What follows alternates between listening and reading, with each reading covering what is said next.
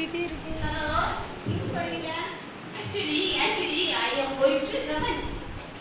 பரலோகத்துக்கு போறேன். பரலோகத்துக்கு போற ட்ரெயின் தான் இன்னைக்கு. ஆமா, இங்க தான் நிக்குதுமா. ஒரு நிமிஷம். உங்களோட ஆயுசு ஐடி கார்டு இருக்குதா?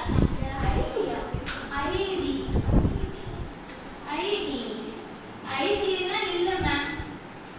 ஐடி இருந்தா தான் போக முடியும். ஐடி எல்லாம் தேவை இல்ல மேம். ஐடி தேவையே இல்ல. எல்லாம் கிருபை இருந்தாலே போதும். கிருபை இருந்தாலே பரலோகத்துக்கு போயிடலாமே. கிருபை இருந்தா போக முடியாது மேம். ஐடி கண்டிப்பா தேவை. 1000 ஐடி இல்ல மேம். கிருபை இருந்தாலே போதும். நான் எத்தனை யூடியூப்ல பார்த்திருக்கேன், எத்தனை மெசேஜ் கேட்டிருக்கேன், எத்தனை ஆன்லைன் கேட்டிருக்கேன். அது போக எங்க சர்ச்சில் எங்க போது கிருபையே சொல்லி எங்களை வளர்த்துட்டாங்க.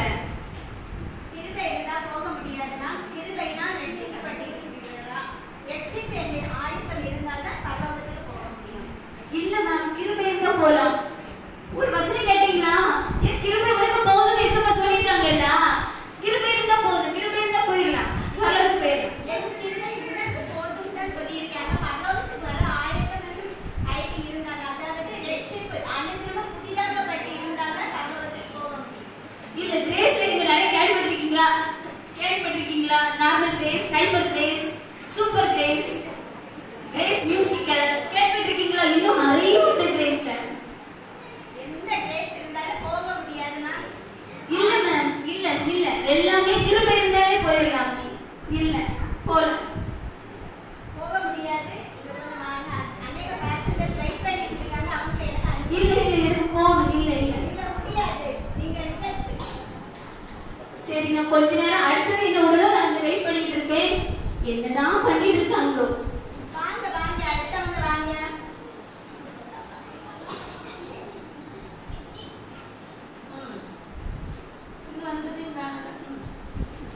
ஐயோ, பார்க்க பயங்கரமா இருக்கு. லக்கேஜ் எல்லாம் இருக்குது. எங்க போற வந்தீங்கம்மா நீங்க?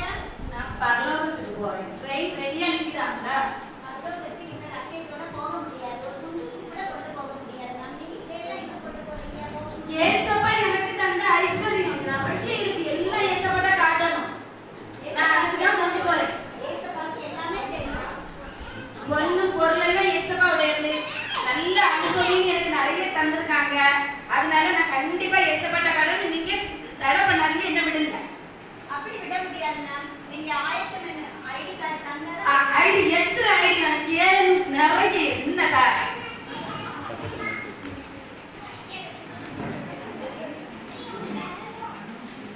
நீங்க பாத்துக்கிட்டே இருங்க.